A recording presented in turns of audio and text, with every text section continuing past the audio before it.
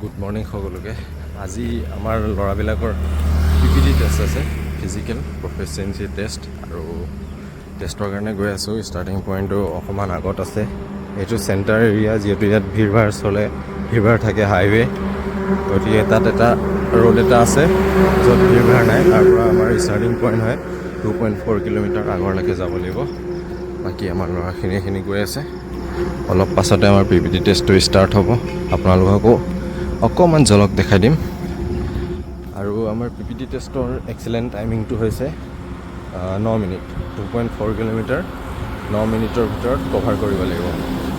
আপোনালোকৰ কভাৰ হয় নাই কমেণ্ট কৰিব। বাকী দেখাই আছোঁ, চাই থাকক ভিডিঅ'টো।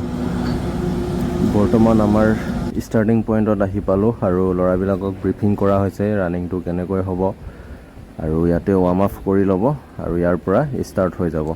বাকী মই আৰু গুৰুজী অকণমান আগবাঢ়ি আহিলোঁ ফিনিচিং পইণ্টত। আমাৰ ফিনিচিং পইণ্ট আহি পালোঁ।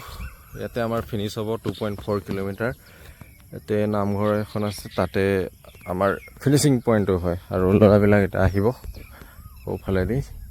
গুৰুজী আৰু মই আগত আহি ৰেডি আছোঁ। তো বাকী অলপ দেখাম আপোনালোকক, চাব। আমাৰ ল'ৰাবিলাক আহি পালে। প্ৰায় 400 মিটাৰমান বাকী আছে। এইটো লাষ্ট স্প্ৰিণ্ট মাৰি দিলে তেওঁলোকে এক্সেলেণ্ট সোমাই যাব।